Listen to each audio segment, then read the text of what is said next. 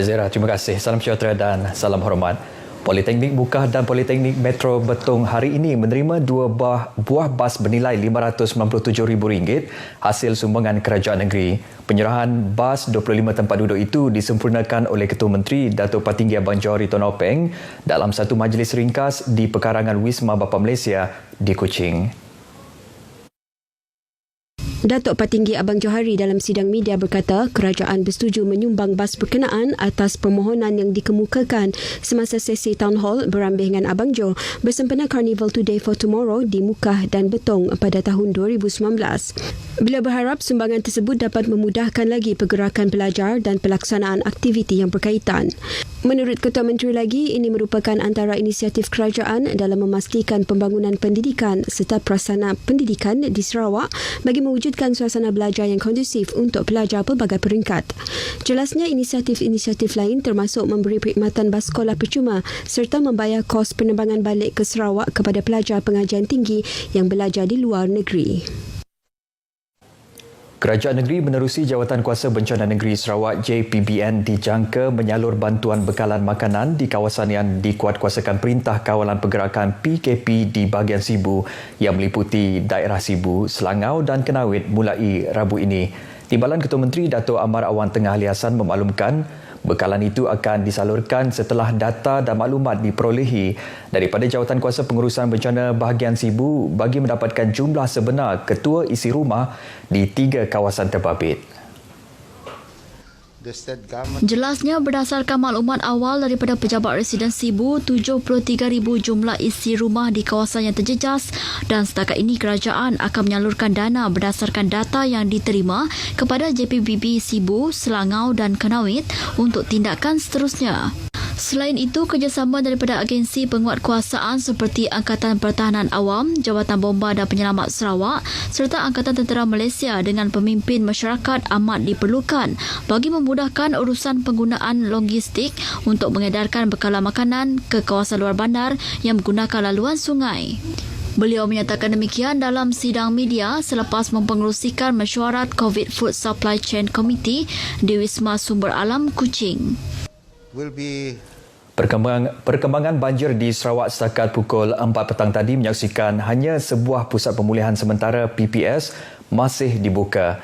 Menurut Jawatan Kuasa Pengurusan Bencana Negeri, PPS yang masih aktif itu melibatkan bahagian Serian dengan jumlah seramai 325 penduduk terjejas. Baik, untuk perkembangan lanjut, kita bersama wartawan Muhammad Syadikin Bahrin yang kini berada di Kampung Tanah Putih, Serian. Syadikin, silakan. Baik, terima kasih Bu Ma. Saya kini berada di Kampung Tanah Putih, Serian. Setakat tengah hari tadi, kampung ini masih menyaksikan air termenung, iaitu air belum lagi surut sepenuhnya. Suka saya kongsikan, di kawasan Serian ini setiap kali kawasan banjir, ia akan merekodkan air yang surut agak lambat. Ya. Untuk perincikan lebih lanjut fenomena banjir di kawasan Serian ini, bersama saya pada petang ini ialah pengarah Angkatan Pertahanan Awam Sarawak, Kolonel Mokhtar Samad yang boleh memberikan secara lanjut. Jadi Tuan, macam mana fenomena ini boleh berlaku di kampung ini? Ya, seperti dia maklum, hujan memang berlaku lebat di kawasan ini dan kawasan atas benda ini, iaitu Bandar Serian, di atas Bandar Serian.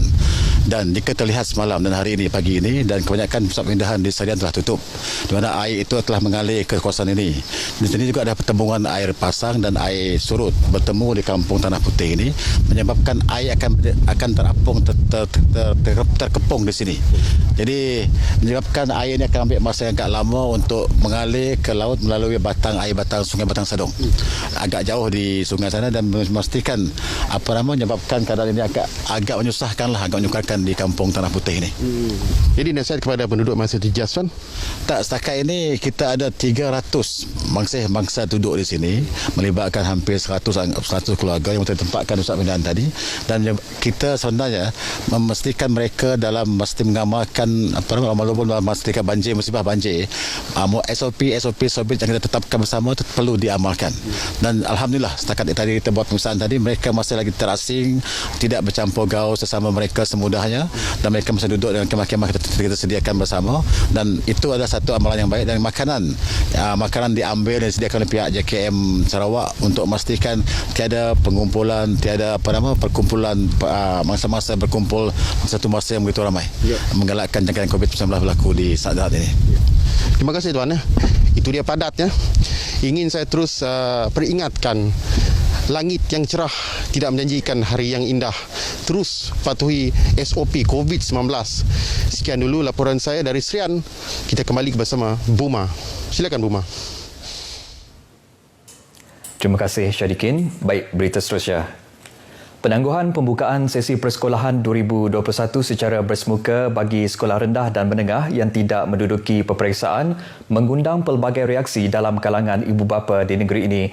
Melihat pada situasi semasa kes COVID-19 di Sarawak, terdapat ibu bapa bersetuju pembukaan sesi persekolahan tahun ini ditangguhkan. Tidak kurang pula yang mahu sesi persekolahan bersemuka dibuka secepatnya. Bagi pelajar yang dibenarkan hadir ke sekolah pada Rabu ini, iaitu pelajar yang bakal menduduki peperiksaan utama, ibu bapa berharap pihak sekolah memperketatkan pematuhan SOP. Macam orang nak SPM macam mana mu dapat sedah hal lah boleh lah, sebab mungkin munya macam dak na mana nak primary nak secondary munya banyak takut lagi nya SOP nya takut dikawal lah. Sebab munya mana nya form 5 senang lah banyaknya pun sidaknya nak senang dikawal macamnya. Saya tak setujulah sesi persekolahan ditangguhkan sebab apa? Bagi kawasan luar bandar tidak ada internet kuat, tidak sesuai untuk budak-budak mengambil kelas online. Kalau budak kerja belajar kat rumah pun dia orang macam indah tak indah je dia orang belajar. Tapi kalau kat sekolah dia orang tumpukan perhatian sepenuhnya kat bilik darjah lah, cikgu kan nak dia orang kira berhadapan dengan cikgu, dia orang dapat belajar. Tapi kalau di rumah memang susah nak belajar dia orang. Kalau di sekolah dia orang ikut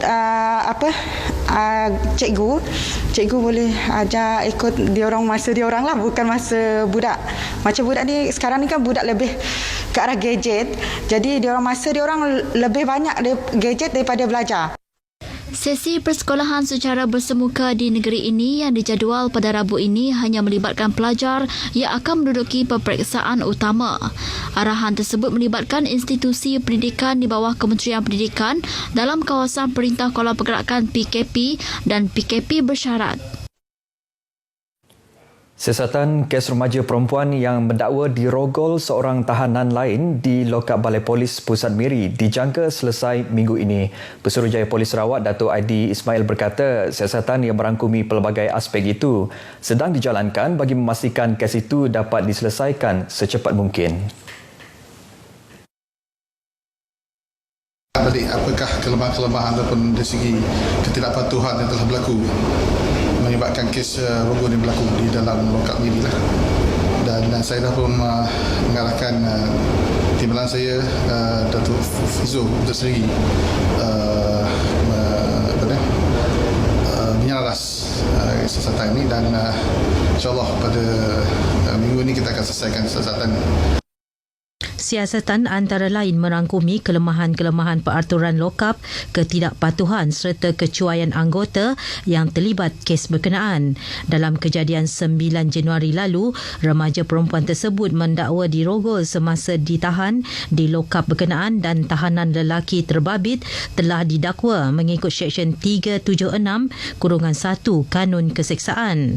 Manakala 2 anggota polis yang bertugas ketika kejadian digantung kerja serta sementara siasatan sedang dijalankan. Dato' Aidi ditemui media selepas majlis serah terima tugas jawatan Ketua Jabatan Pengurusan Kontijen Sarawak di Ibu Pejabat Polis Kontijen Sarawak di Kuching.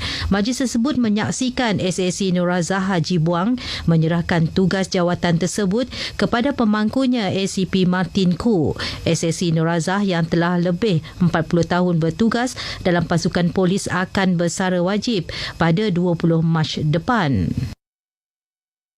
Baik, saudara, sekian dahulu perkembangan berita wilayah dari Sarawak. Kita kembali ke Angkasa Puri bersama Zera. Silakan Zera.